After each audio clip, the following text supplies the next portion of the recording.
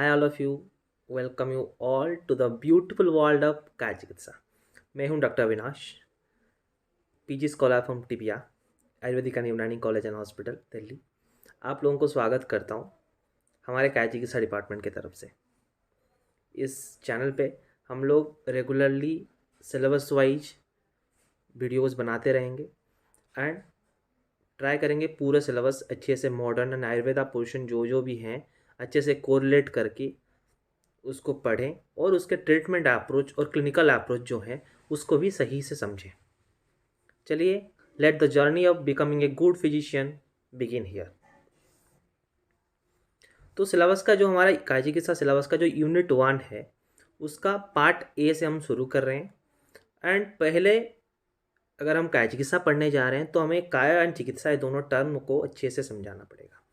तो काय ये जो वर्ड है, कोई भी संस्कृत का वर्ड लीजिए, वो दो चीज़ों से बनता है। एक होता है धातु, दूसरा होता है प्रत्यय। अगर आप संस्कृत पढ़े होंगे तो इतना पता होगा।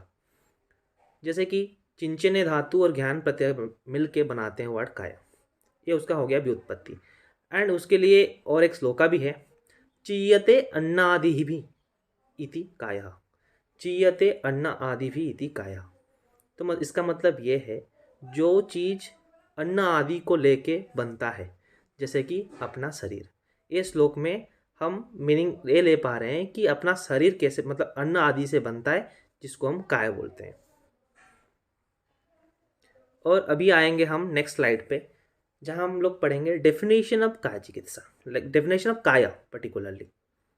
तो काया अगर ओवरऑल हम बोलें, सारे जो टीकाकार जो संहिताकार हैं उनका मत को मिला के अगर हम बात करें तो काया का मतलब ये है आइदर काया इज अंतराग्नि अथवा जठराग्नि और काया इज शरीर।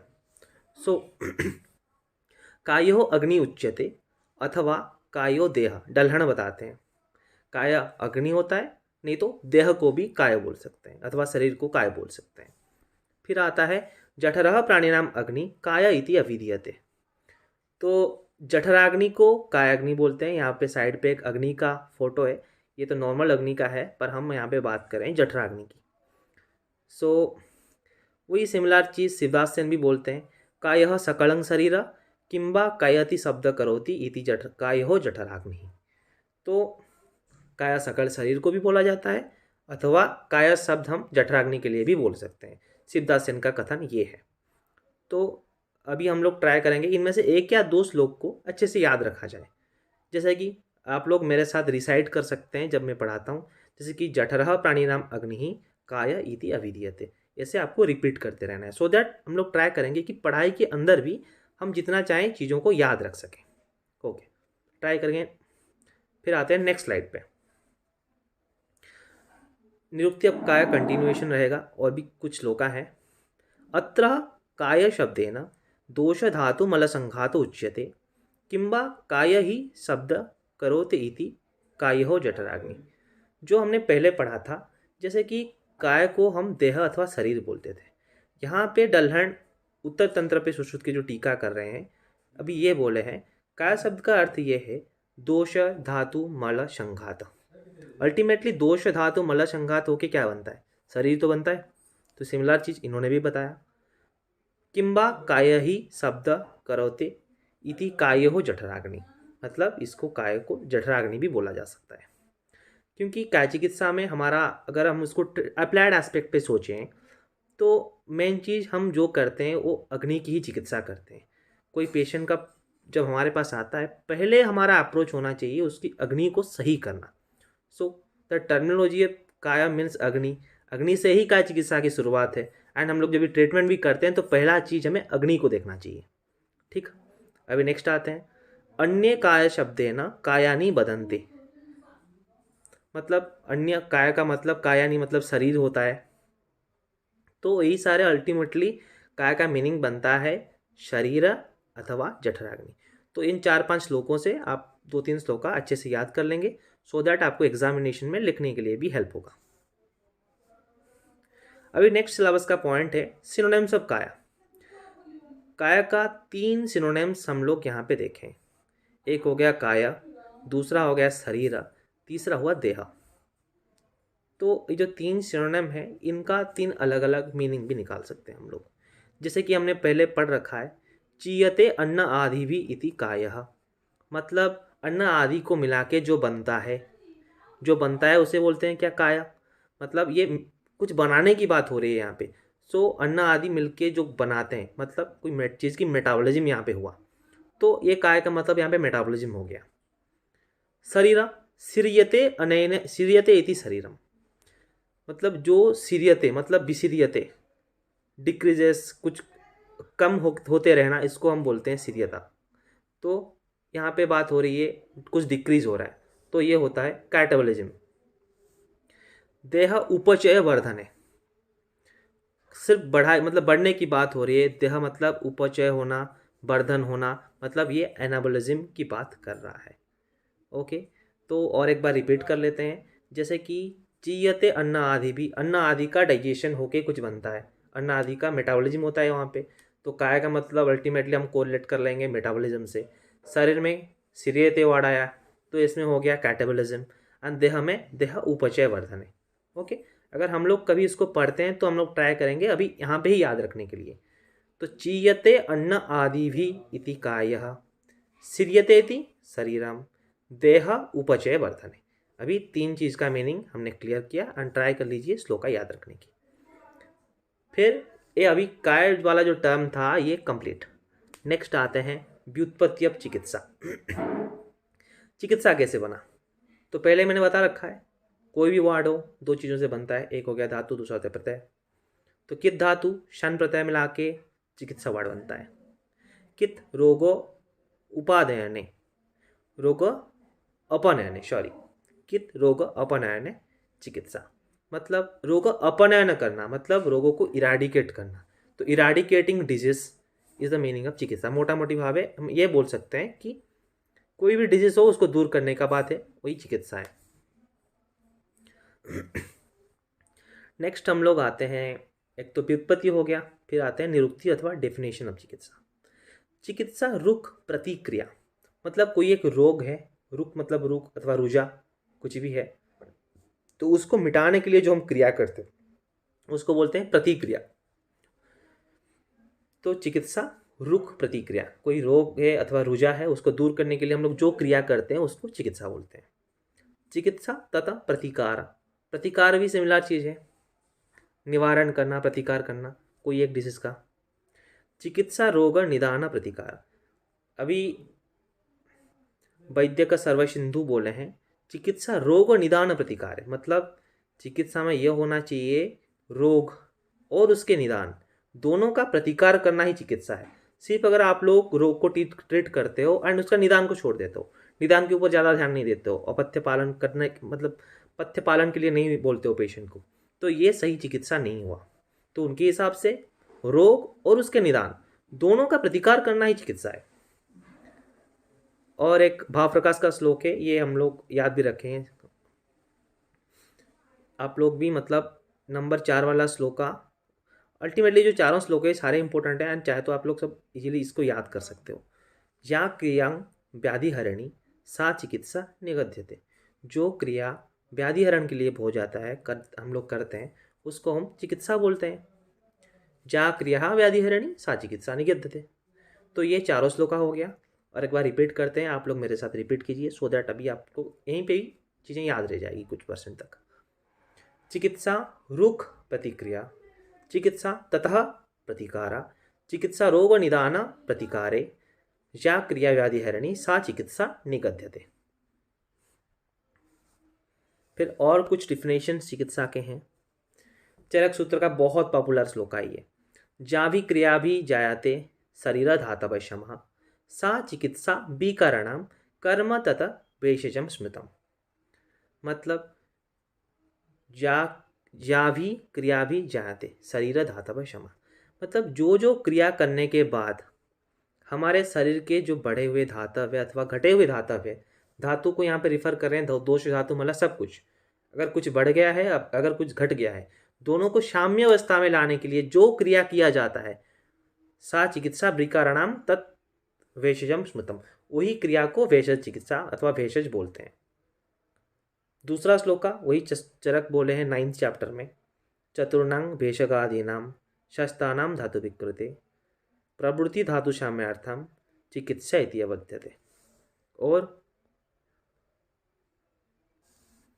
तो चतुर्णांग भिषगादीनां शस्तानां धातु वैकृते, मतलब भिषग आदि, यहाँ पे चतुष्पाद की बात हो रही है। सस्ता मतलब श्रेष्ठ। धातु विकृति, धातु विकृति के लिए जो 4 चीज़ें श्रेष्ठ है, जो विषक से स्टार्ट होता है, मतलब विषक द्रव्य उपस्थाता रोगी, ये जो 4 हैं, सस्तानाम धातु विकृते, चिकित्सा चतुष्पाद, इसको हम 4 बोलते हैं, तो 4 पाद हो गया चतुष्पाद। श्रेष्ठ, सस्ता मतलब श्रेष्ठ। धातु विकृति के लिए जो चिकित्सा के चतुष्पाद श्रेष्ठ हैं। प्रवृत्ति धातु सामर्थ्यम चिकित्सा इति विद्यते, उस सबको मिला के काम करवाना, मतलब 4 चतुष्पाद एक होके जब काम करते हैं, धातु साम्य करने के लिए काम करते हैं, उसको हम चिकित्सा बोलते हैं। ये हो गया चरक सूत्र स्थान का 9th नंबर चैप्टर का श्लोका। और भावप्रकाश एक श्लोका बोलते हैं, या क्रिया व्याधिहारिणी सा चिकित्सा निगद्यते, जो क्रिया व्याधिहरण के लिए है उसको हम चिकित्सा बोलते हैं। दोष धातु मलानांग व साम्य कृत्वा शैव रोगहृत, तो इसमें क्या होता है ना, दोष धातु मल का साम्य अवस्था में मेंटेन करके रखना अथवा रोगों का हरण करना, ये दोनों चीज़ों को यहाँ पे चिकित्सा की आख्या दी गई है। तो नेक्स्ट हम लोग जाते हैं सिनोनिम्स ऑफ चिकित्सा। चिकित्सितम व्याधिहरम पथ्य साधनम औषधम प्रायश्चितम प्रशमनम प्रकृति स्थापना हितम। तो ये सारे जो सिनोनिम्स है चरक चिकित्सा के हैं चैप्टर 1 के। तो इसमें चिकित्सा का जो सिनोनिम्स है, व्याधिहर, पथ्य, साधना, औषध, प्रायश्चित, प्रशमना, प्रकृति स्थापना एवं हितम, ये सब वर्ड एक एक करके अगर देखेंगे तो सारे सिनोनिम सब चिकित्सा है। कैसे, हम इसके अलग अलग श्लोका देखते हैं तब हम पता चलेगा कैसे ये सब भी चिकित्सा के सिनोनिम्स हैं। आगे चलते हैं। तो चिकित्सा केति तुम लक्ष्यति इति चिकित्सितम, मतलब desire to treat a disease is called चिकित्सा। व्याधिहरा, व्याधि हरति मतलब रिमूवल ऑफ एलिमेंट्स, कोई व्याधि का हरण कर जाना, व्याधिहर उसको बोलते हैं। पथ्य, पथि स्रोतसी हितम, मतलब जो स्रोतस के लिए अच्छा है, हम स्रोतस यहाँ पे मतलब शरीर को भी समझ सकते हैं, स्रोत को भी समझ सकते हैं, तो जो स्रोतस के लिए अच्छा है उसको हम बोलते हैं पथ्य। साधना, साधना साध्य इति स्वस्थ्यम यस्मात्, जो स्वस्थता बजाय रखने का अथवा स्वस्थता मेंटेन करने का साधन है उसको बोलते हैं साधना। तो नेक्स्ट आते हैं औषध, औषध रिगम, मतलब मिक्सचर ऑफ डिफरेंट ड्रग्स। औषध रिगम मतलब डिफरेंट ड्रग को मिला के जो हम तैयार करते हैं उसको बोलते हैं औषध, और उसको देना चिकित्सा ही है। और एक भी है प्रायश्चित, मतलब कोई भी, अगर हम लोग मान लीजिए ऐसा होता है को किसी ने कोई गुनाह किया हो तो उसके लिए क्या करता है, प्रायश्चित करता है। तो हम लोग अगर कहीं पे अपथ्य सेवन करते हैं उसको सही करने के लिए जो पथ्य सेवन करना पड़ता है, ठीक है। नहीं तो removal of fear of disease from the mind, इसको करने के लिए कोई प्रायश्चित कर्म करते हैं। मान लीजिए किसी ने कोई गुनाह किया है, उसको दूर करने के लिए कहीं पे मुंडन करके आया, तो इसमें क्या होता है, जनरली जो भय होता है, दंड पाने की जो भय होता है उसको दूर करना ही प्रायश्चित है। यहाँ पे उसी कंटेक्स्ट में अगर हम लोग बोलेंगे तो removal of fear of disease, उसको हम बोलते हैं प्रायश्चित। और कुछ सिनोनिम्स इसमें है जैसे कि प्रशमना, उद्यमान नानाविध व्याधि प्रशमनात्, मतलब अगर हम लोग ये उद्यम करें कि able to pacifying the disease, मतलब समन करना, कोई एक व्याधि का समन करना, उसको भी चिकित्सा करते हैं। एंड प्रकृति स्थापना तत् निदान बल विश्रम च शरीर, धातुना क्षमता आपादनात्, मतलब कोई निदान सेवन के कारण अगर शरीर को व्याधिग्रस्त हो गया है, उसी शरीर में धातुओं का क्षमता लाने के लिए जो क्रिया किया जाता है उसको हम प्रकृति स्थापना बोलते हैं। मतलब restoration of normalcy in the body. और लास्ट में आता है हितम। तो हितम पोषकत्वात्, जो शरीर का पोषण करे, जो conducive to pleasure by nation nutrition, मतलब कुछ खा के अगर हमें प्लेजर मिलता है और वो चीज़ हमारे लिए कंड्यूसिव अथवा हितकर होता है, तो उसको हम हित सेवन भी बोलते हैं। हित seven is a part of चिकित्सा ऑल्सो। सो करीब टोटल हमें 9 सिनोनिम्स चिकित्सा के मिले जो चरक संहिता में लिखा गया है। एक क्वेश्चन आता है पीजी में, तो पीजी पॉइंट ऑफ व्यू से कितने सिनोनिम्स ऑफ चिकित्सा हैं? चिकित्सा के 9 सिनोनिम्स हैं एंड उसका नाम हमें याद रखना है क्या क्या है करके। फिर आते हैं और कुछ सिनोनिम्स जो अदर रेफरेंसेस से लिया गया है, जैसे कि चिकित्सिता केदितुम लिच्छति इति चिकित्सा, ये तो हमने कर लिया है। नेक्स्ट आते हैं और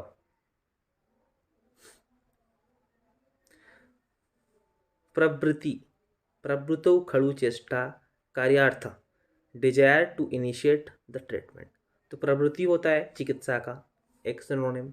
दूसरा होता है वैषज, रोग भयम जयति इति वैषज, जिस मतलब विच removes the fear of disease, उसको हम भेषज बोलते हैं। भिषग्जितम, भिषग्जितम चतुष्पादम, मतलब थेराप्यूटिक चतुष्पाद इज कॉल्ड भिषग्जितम। और निग्रह, अभयमेव विकारणम सर्वम एशर्पी निग्रहते निग्रहे completion of eradication of disease. Apart from these various other synonyms are also given in the next page. तो अभी हमने अल्टीमेटली क्या पढ़ा? पहले हम देखें चरक ने जो बताया सिनोनिम्स, उसका नाम क्या क्या है? चिकित्सिता, व्याधिहरा, पथ्य, साधना, औषध, प्रायश्चिता, प्रशमना, प्रकृतिस्थापना एंड हिता, ये सब हमने पढ़ा।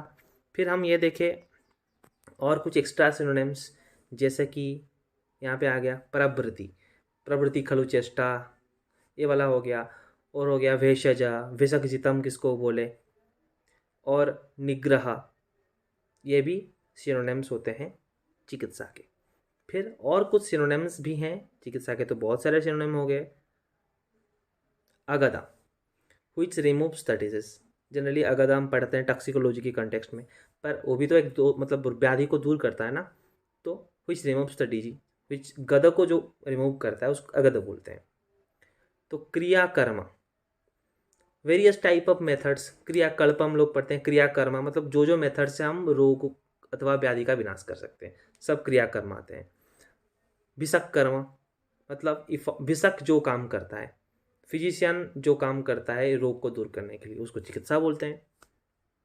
जायु, which means which wins the disease, ठीक, जो व्याधि को जीत जाता है उसको जायु बोलते हैं।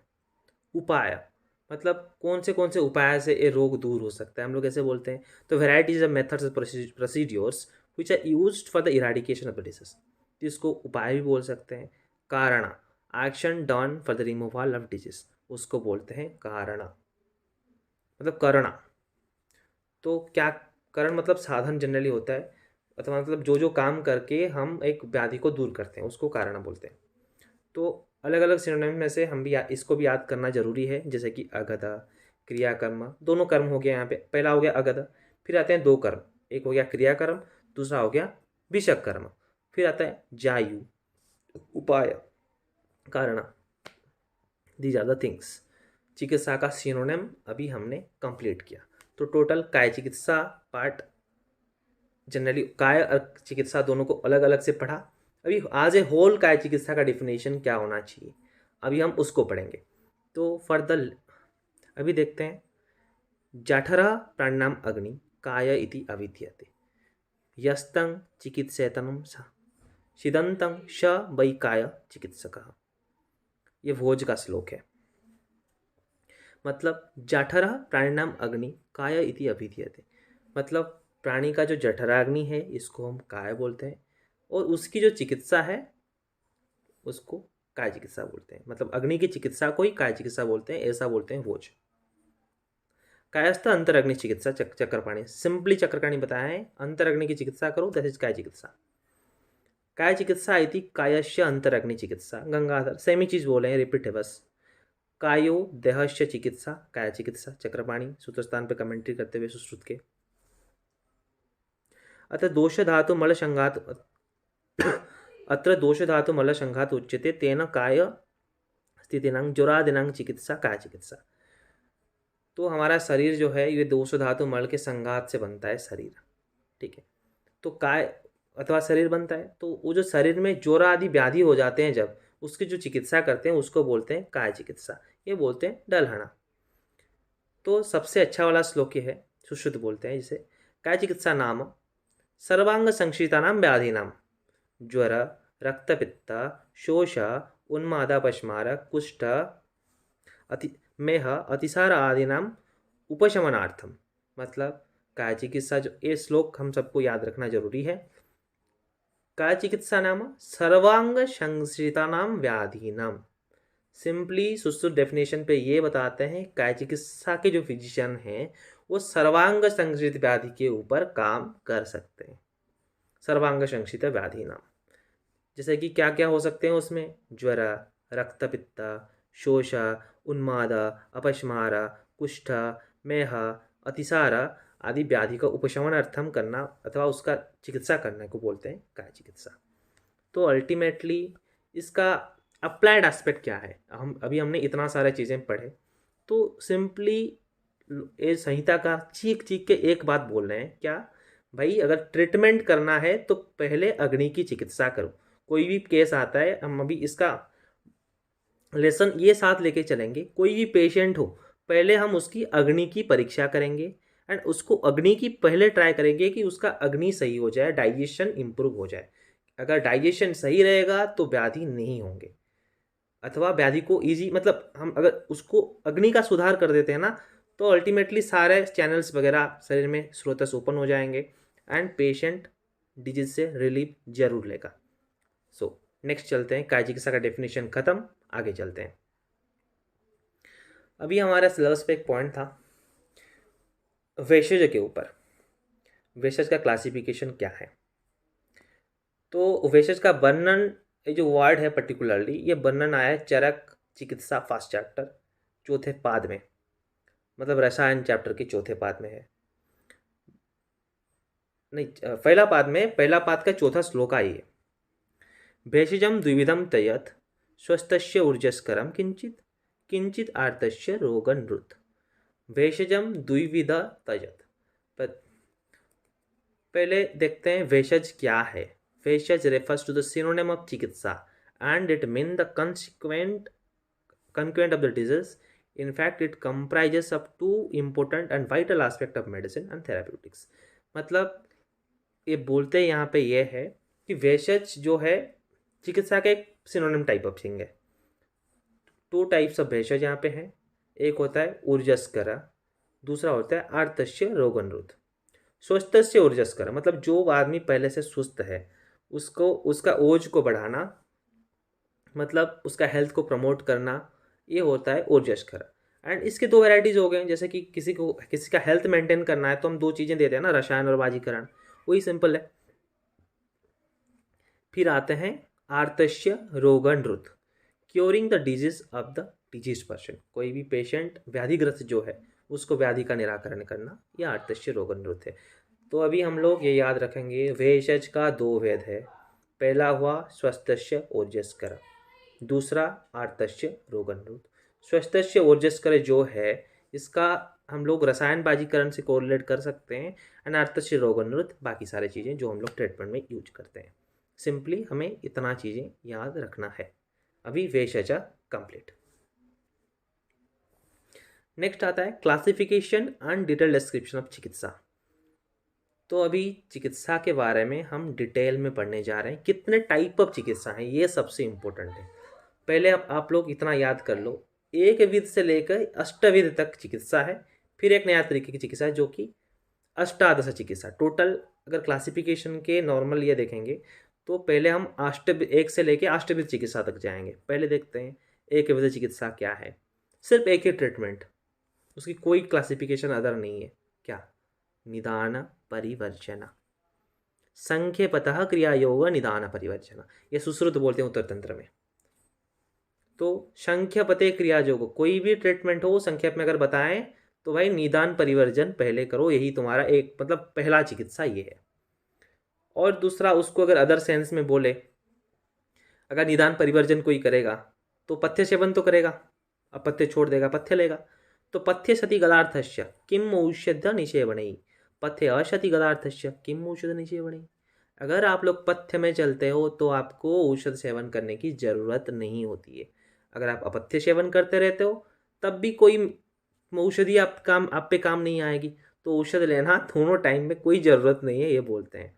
तो ये वाला श्लोक बहुत पॉपुलर श्लोका है, पर इस श्लोका लिखें कौन है? लोलिम्ब राज लिखें। जनरली लोग यहाँ पे कंफ्यूज करते हैं, ये याद रखो। लोलिम्ब राज ये श्लोका लिखे हैं, एंड ये बुक उनका जो था उसका नाम था वैद्य जीवन। ये वाले बुक में ये श्लोका लिखा गया था। तो अल्टीमेटली एकविध चिकित्सा होता है निदान परिवर्जन और इन द अदर सेंस पथ्य सेवना। तो ये दोनों श्लोका हम लोग याद रखेंगे। फिर आते हैं द्विविध चिकित्सा, जैसे कि शीता उष्ण। शीता उष्ण कुताद रोगस्मिष्यन्ति भिषक विधा, ये तु शीतकृताम रोगास्तेम उष्णम भिषकजितम। मतलब यहाँ पे ये बोला गया है, देखिए द्विविध चिकित्सा में हम द्वंद्व टाइप ऑफ चिकित्सा पढ़ेंगे, इधर शीत चिकित्सा और द्वंद्व चिकित्सा। मान लीजिए किसी को शीत ज्वर हुआ है, उसमें उष्ण चिकित्सा होगा, किसी को उष्ण ज्वर हुआ है तो उसमें शीत चिकित्सा होगा। तो दो टाइप ऑफ चिकित्सा रहे। मान लीजिए कोई एक रक्तपित्त की पेशेंट है, उसको कौन सा चिकित्सा किया जाएगा? ऑब्वियसली शीत चिकित्सा किया जाएगा। ऐसे ही हम आगे चलते हैं। कोई पेशेंट मूर्छा के ग्रसित हो, कौन सा चिकित्सा होना चाहिए? शीत चिकित्सा होगा। तो नॉर्मली हम कोई भी ट्रीटमेंट करते हैं, इधर वो उष्ण चिकित्सा होता है और वो शीत चिकित्सा होता है। अगर उष्ण होता है जनरली कफवातज रोग के लिए दिया जाता है, और शीत चिकित्सा जो है वो पित्तज रोग के लिए दिया जाता है। यही अल्टीमेट कंसेप्ट लेके हम लोग ट्रीटमेंट फील्ड में निकलते हैं। फिर आता है संतर्पणा और अपतर्पणा। ये भी एक द्वंद्व हो गए। पहला द्वंद्व शीतोष्ण, दूसरा हो गया संतर्पण अपतर्पणा। एक संतर्पणम तत्र द्वितीय अपतर्पणा, मतलब पहला वाला ट्रीटमेंट संतर्पण है, दूसरा अपतर्पण है। तो देखिए ये अष्टांग संग्रह का बात है। मतलब मान लीजिए किसी एक पेशेंट को कफज व्याधि है, यहाँ पे आप क्या करोगे? अपतर्पण करोगे। कोई पेशेंट को वातज व्याधि है, यहाँ पे क्या करोगे? संतर्पण करोगे, सिंपल। तो पित्तज व्याधि, अभी क्वेश्चन आएगा पित्तज व्याधि में क्या करते हैं? पित्तज व्याधि में भी अपतर्पण या फिर पित्तज व्याधि में भी संतर्पण करते हैं, सॉरी अपतर्पण करते हैं। तो अभी देखते हैं और एक द्वंद्व यहाँ पे व्याधि है, शोधना शमना। कोई एक पेशेंट आता है, आप सिर्फ उसको दो बात पूछते हो, भाई आपको पंचकर्म लेना है, शोधन करना है, नहीं तो मेडिसिन लेना है। नॉर्मली आजकल के पेशेंट मेडिसिन लेना चूज करते हैं। तो क्या हो गया मेडिसिन लेना? शमना। और शोधन बहुत कम लोग करते हैं, बाकी जो लोग करते हैं बहुत अच्छा रिजल्ट पाते हैं। तो शोधनं शमनं चेति समदौषधम दुग्धा। औषध के दो वेराइटीज हैं, शोधन एंड शमन। अष्टांग संग्रह और हृदय दोनों भी यही सेम श्लोका बताए हैं। ऊर्जस्कर अभी हमने पढ़ा ना। एक सेकेंड। और एक चिकित्सा हो गया स्वस्थस्य ऊर्जस्कर, दूसरा है आर्तस्य रोगनृत। तो कोई जो मान लीजिए कोई ऐसा भी ट्रीटमेंट का क्लासिफिकेशन आप कर सकते हैं। कोई स्वस्थ व्यक्ति है, उसका स्वस्थता मेंटेन रखना है तो स्वस्थस्य ऊर्जस्कर। कोई डिजीज पेशेंट आपके पास आता है तो आर्तस्य रोगन, तो उसके रोग को ठीक करने की आप कोशिश करेंगे। हो गया दो टाइप की चिकित्सा। और आता है रसायन बाजीकरण, ये भी दो टाइप का चिकित्सा हो गया, रसायन चिकित्सा और बाजीकरण चिकित्सा। तो अल्टीमेटली आप लोग क्या याद रखोगे for the exam point of view? हर एक चीज़ पे हम ट्राई करेंगे आपको exam point of view, PG point of view, और अगर पीजी पॉइंट ऑफ व्यू की कोई चीज़ें इसमें हो तो, नहीं तो ट्रीटमेंट पॉइंट ऑफ व्यू। ये तीन पॉइंट ऑफ व्यू से हर एक श्लोक का हर एक चीज़ को हम ट्राई करेंगे देखने के लिए। अगर आप एग्ज़ाम पॉइंट ऑफ व्यू से सोचें तो पहले हमको ये याद रखना होगा शीता उष्ण, संतर्पणा अपतर्पणा, फिर होता है शोधना शमना, स्वस्थस्य ओजस्कर आतुरस्य रोगनोत रसायन बाजीकरण, ये हो गए। फिर हो गए अगर हम लोग देखें तो अभी नेक्स्ट आते हैं, अगर इसी सिमिलर चीज़ को ट्रीटमेंट एस्पेक्ट पे देखें, मान लीजिए एक ही केस में आपको बताना चाहूँगा, ठीक है। एक अम्लपित्त की पेशेंट है, तो उसमें कौन सा चिकित्सा दिया जाएगा? आप लोग सोचिए, शीता और उष्ण। आंसर आएगा उष्ण चिकित्सा।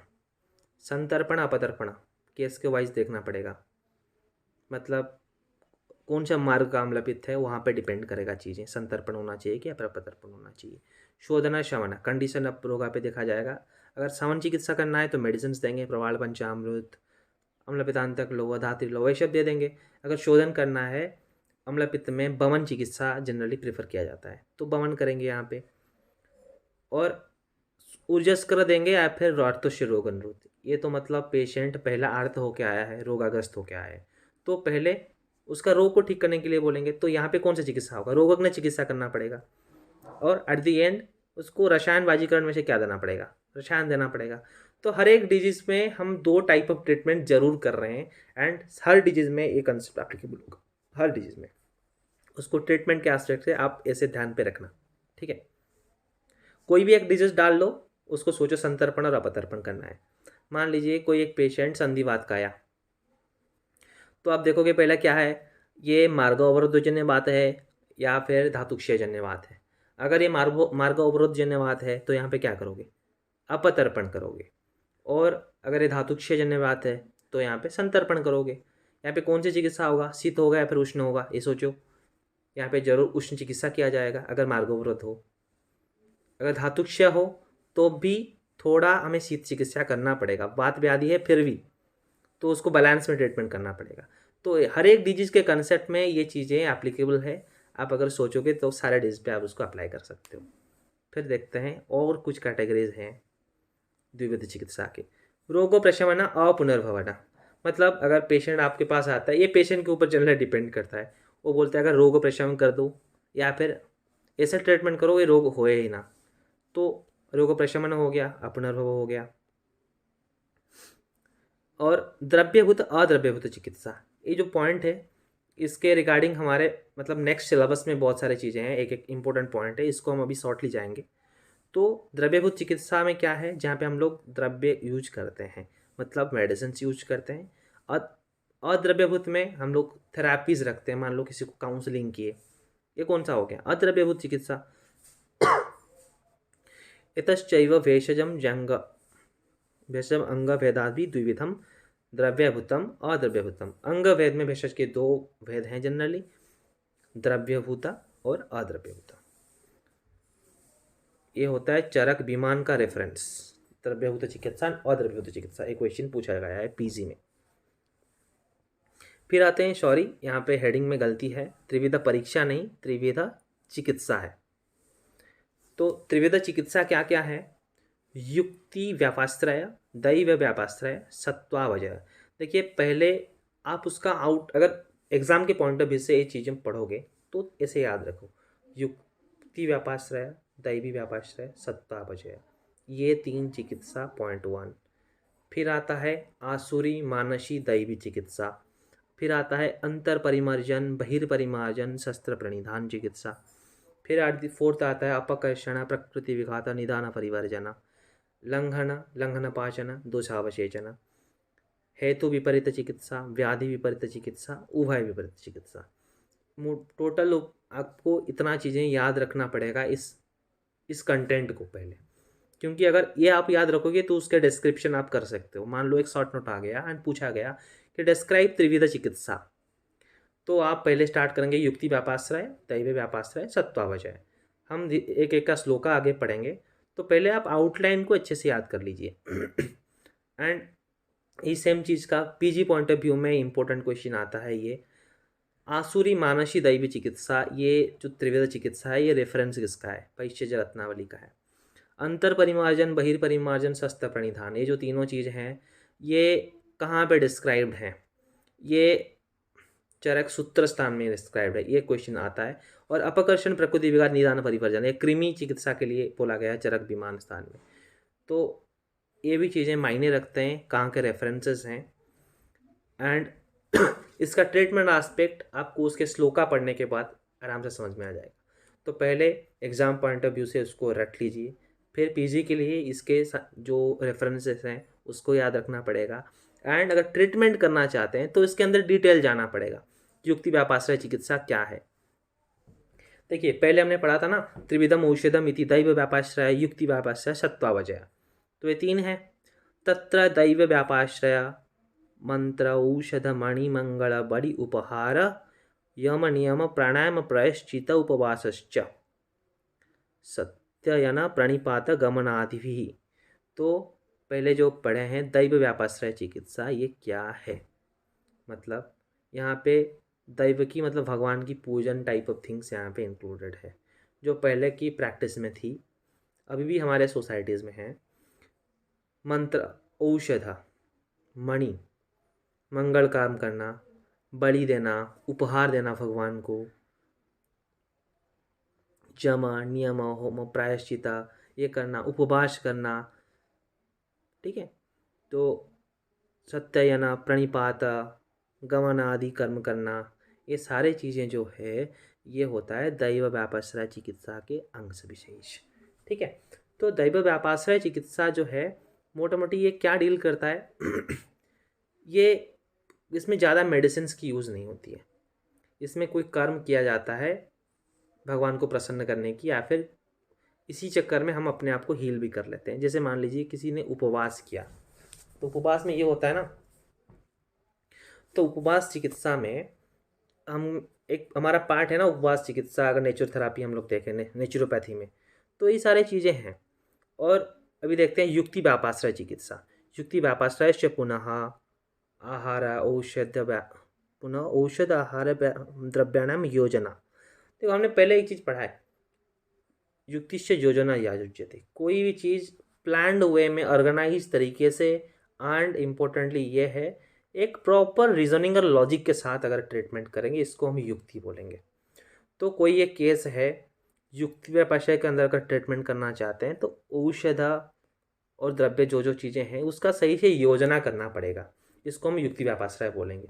जैसे कि कोई पेशेंट का बात कफ की वृद्धि हुई है, उसको हम युक्ति दे के क्या देंगे, उष्ण चिकित्सा कराएंगे ना, तो ये हमारा युक्ति रहा। उसको मेडिसिन क्या देंगे, जो मेडिसिन उष्ण गुण प्रधान उष्ण विधि की हो, ऐसी मेडिसिन देंगे। तो लास्ट में आता है सत्वावजय चिकित्सा, पुनरहितेभ्यो ऋतु मन निग्रह, मतलब अहित सेवन से उसका मन को दूर ले जाना। सत्वावजय मतलब कोई काउंसलिंग करना। कोई पेशेंट ज़्यादा कुछ सोच रहा है तो हम उसको बोलेंगे भाई सोचने से क्या फ़ायदा है, जो होना था वो होगा, जो आपके कंट्रोलेबल से आप उसके ऊपर ज़्यादा ध्यान दो, जो आपके कंट्रोल में नहीं है उसके ऊपर ज़्यादा ध्यान मत दो। ये जो बात हमने उसको बोला तो ये क्या है, उसके लिए अहित बात क्या थी, वो ज़्यादा सोच रहा था, तो वही अहित बातों से उसका मन को दूर करने के लिए हमने काउंसलिंग की, तो इसको सत्वावजय चिकित्सा बोलते हैं।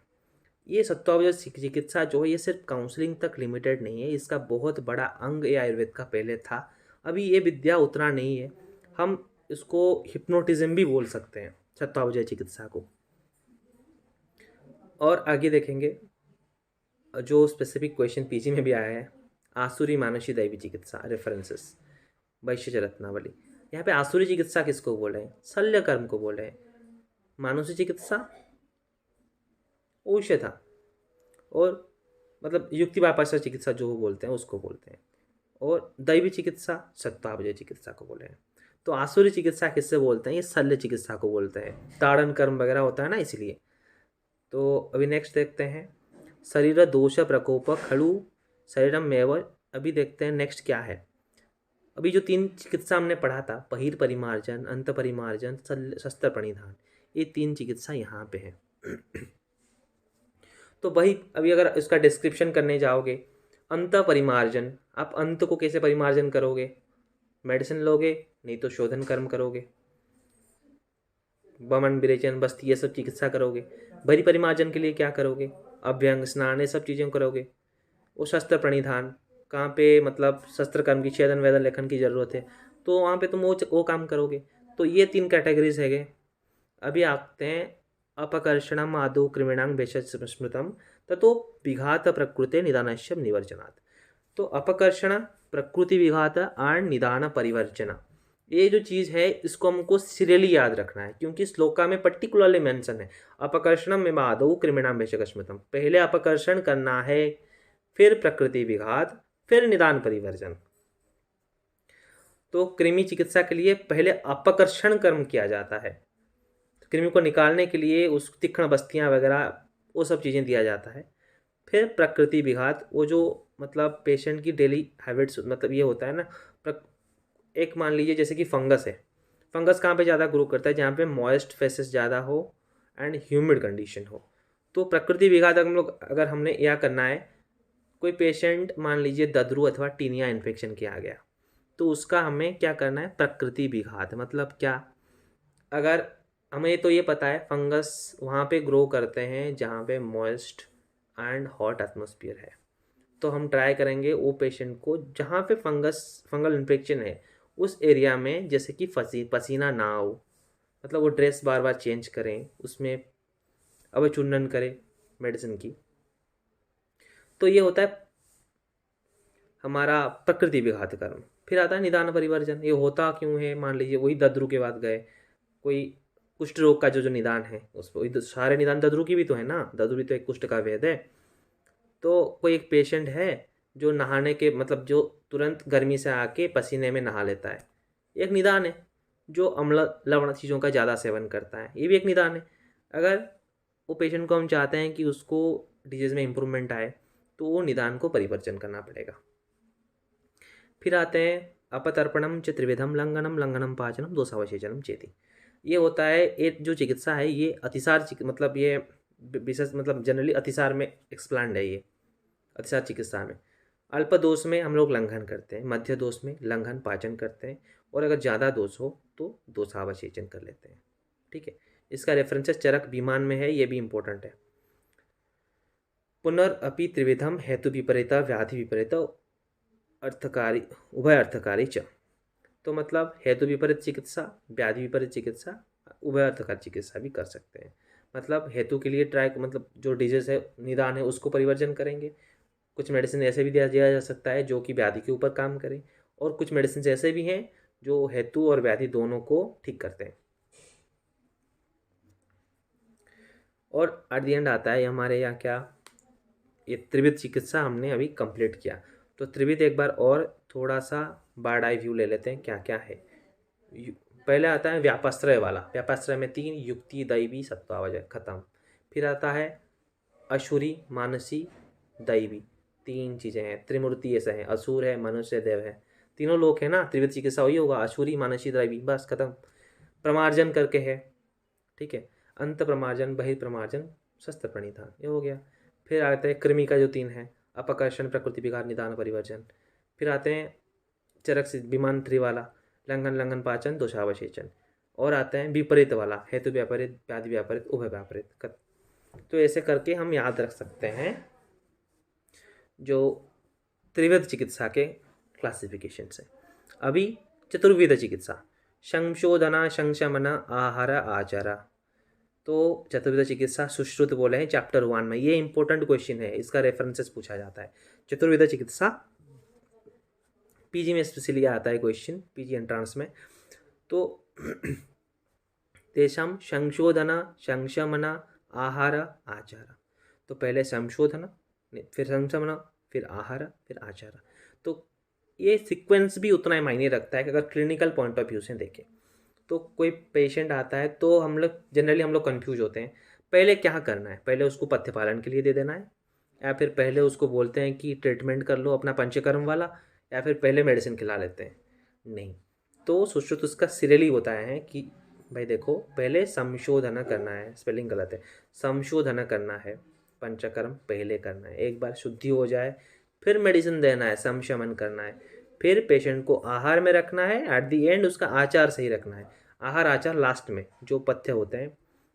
ठीक है, तो ये हो गया चतुर्वेद चिकित्सा and the reference of Sushruta Samhita. ठीक है, तो कोई पेशेंट को ट्रीटमेंट करने के लिए ये भी इंपॉर्टेंट था सीरियल क्या होना चाहिए, जो हमें चतुर्वेद चिकित्सा में पता चला, ये ट्रीटमेंट एस्पेक्ट यहाँ पे कवर अप हुआ। फिर देखते हैं पंचवेद चिकित्सा। सॉरी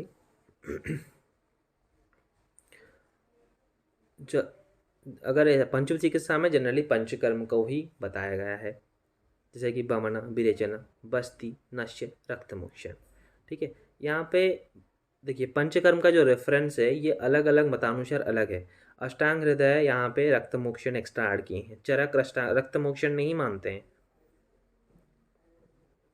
तो बमन, विरेचन, बस्ती, नश्य, रक्तमुक्षण।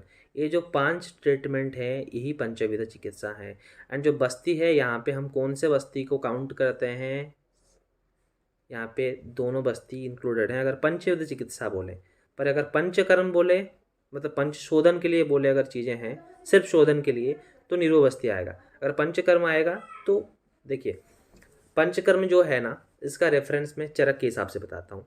पहले क्या क्या है, भावना विरेचना, दोनों बस्ती, अनुवासना, निरोबस्ती और नश्य, ये हो गया पंचकर्म अकॉर्डिंग टू चरक।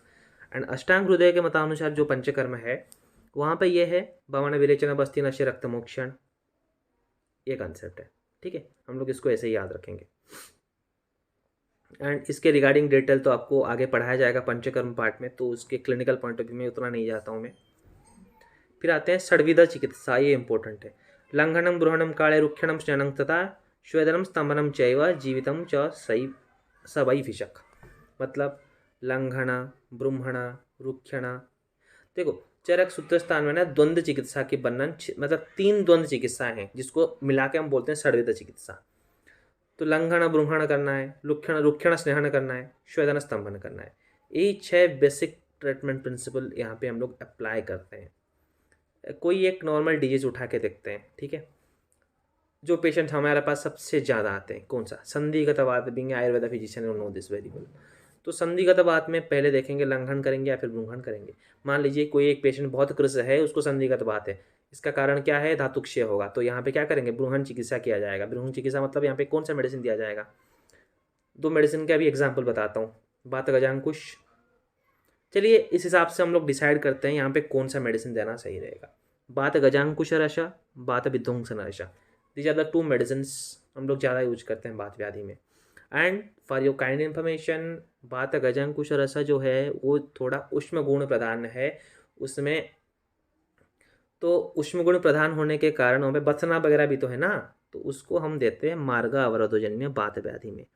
अगर बात विध्वंसन रस की बात करें, इसमें गुरुगुण की प्रधानता ज़्यादा है क्योंकि यहाँ पे ज़्यादा हैवी भस्मज है, तो ये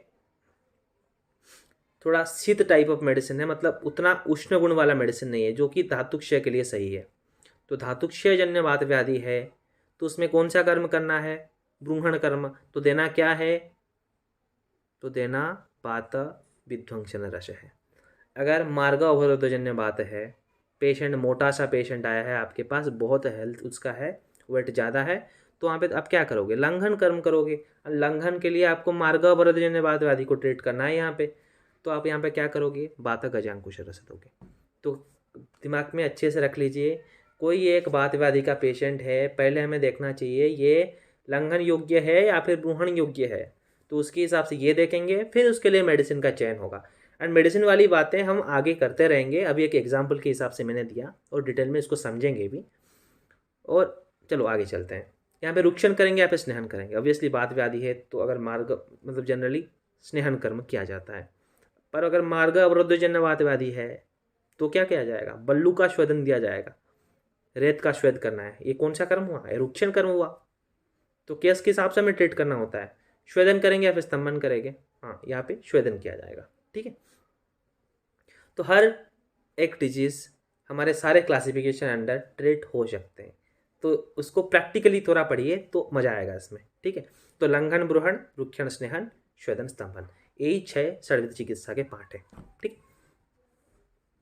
सप्तविध चिकित्सा, इसमें देखिए क्या क्या है, पाचनं, दीपनं, ख्यूद, त्रुट, व्यायाम, आतप, मारुतः, ब्रूहणं, शमनं चैव वायु, पित्त, अनिलश्च च। मतलब पाचन, दीपन, ख्यूद, तृष्णा 4 हो गए, व्यायाम, आतप, मारुता ये हो गए 6, ये हो गए टोटल 5। फिर आता है ब्रूहण और शमन, ये सबको मिला के हम करते हैं सप्तविध चिकित्सा। तो अभी हम इस सप्तविध चिकित्सा का ट्रीटमेंट पॉइंट ऑफ व्यू देखते हैं। जैसे कि पाचन, एक आम बात का पेशेंट है, अब उसमें क्या करोगे, पाचन दीपन दोनों कर सकते हैं। पहले हम उसको लंघन कराते हैं तो ख्यूद हो गया इसका ट्रीटमेंट। व्यायाम जनरली नहीं कराते हैं तो उसको नहीं करते हैं। आताप मारुत दोनों से लंघन हो सकता है, तो इसमें आताप का हम यूज कर सकते हैं आम का पाचन के लिए, पर मारुत का यूज नहीं करेंगे, क्योंकि अगर मारुत करेंगे तो शीतगुण बढ़ेगा, शीतगुण बढ़ जाने के कारण बात बढ़ जाएगा, और बात बढ़ेगा तो आम बात की प्रकोप हो जाएगी। तो ये सप्तविध चिकित्सा से हमें चूज करना है, हमें क्या करना है एक डिसीज में। तो मैं नॉर्मली आपको एक आम बात का एग्जाम्पल दिया, पाचन करते हैं, दीपन करते हैं, क्षुधा करते हैं, मतलब लंघन उसका ट्रीटमेंट में है, आताप सेवन करते हैं, ठीक है, व्यायाम तो उतना नहीं कराते हैं, ब्रूहणं शमनं सेवा, ब्रूहण कर्म नहीं करते हैं, शमन कर्म करते हैं। तो कोई एक डिजीज उठा लो, इनमें से क्या क्या करना है आप टिक कर लो एंड ट्रीटमेंट करना चालू कर दो, यही है। एक है सप्तविध चिकित्सा। जनरली ये सप्त लंघन के भेद हैं, सारे जो ट्रीटमेंट है ये 7 टाइप ऑफ लंघन ही हैं, ठीक है। सप्त लंघन जो है यही सप्तविध चिकित्सा है, ठीक है। फिर अष्टविध चिकित्सा क्या है, ये चरक सूत्रस्थान में बताया गया है, ये थोड़ा क्वेश्चन पूछा जाता है। चतुष्प्रकार संशुधि पिपाशा मारुता आतपै पाचन उपवासश्च व्यायामश्चेति लंघनात्, ठीक है। चतुर्प्रकार संशुधि को इसमें ऐड कर दिया गया है, मतलब संशुधि तो यहाँ पे अनुवासन वस्ती नहीं आएगा, ये चरक का रेफरेंस है तो यहाँ पे रक्त मोक्षण नहीं आएगा। तो 4 प्रकार संशुधि क्या क्या हुए, वमन विरेचनस्य एंड निरोवस्ती, 4 हो गए। पिपाशा मारुत आतप, ये हो गए 3 7, ठीक है। पिपाशा मारुत आतप, और आता है पाचन उपवासश्च व्यायामश्चेति लंघनात्, ठीक है। तो ये पाचन उपवास व्यायाम ये सब मिला के हम बोलते हैं अष्टविध चिकित्सा, ठीक है। तो और एक बार रिकॉल कीजिए क्या क्या हो गया, पिपाशा मारुत आतप पाचन उपवासश्च। पाचन उपवास को एक्चुअली मारुत आतप जो है ना उसको एक करके काउंट किया गया है, तो हम इसको अलग अलग लिख दिए तो 9 हो जा रहा है, आप लोग कन्फ्यूज मत होइएगा, ये अष्टविध चिकित्सा ही है एंड मारुत आतप दोनों को इंक्लूड करके पढ़ना है, ठीक है। तो चतुर्वेद संशुद्धि हो गया, पिपाशा मारुत आतप हो गया, पाचन एंड उपवास हो गए, ठीक है। तो ये हो गए अष्टविध चिकित्सा हमारे। और अष्टादश चिकित्सा, ये जो हमारा 18 उपशय है, अगर आप चरक निदान स्थान का ज्वर निदान पढ़े हो उसमें चक्रपाणी ने टीका किया है 18 उपशय के ऊपर, ठीक है। उपशय पुनः देखिए, पहले 6 उपशय का नाम याद रखते हैं, क्या क्या है, हेतु विपरीता, व्याधि विपरीता, उभय विपरीता 3, हेतु विपरीत अर्थकारी, व्याधि विपरीत अर्थकारी 4 हो गए, 5 हो गए सॉरी। नेक्स्ट आता है उभय विपरीत अर्थकारी, तो हो गए टोटल 6 अर्थकारी, टोटल 6 उपशय। फिर हेतु विपरीत अर्थकारी है, इसके 3 टाइप ऑफ होते हैं, क्या क्या, जैसे कि औषध आहार विहार।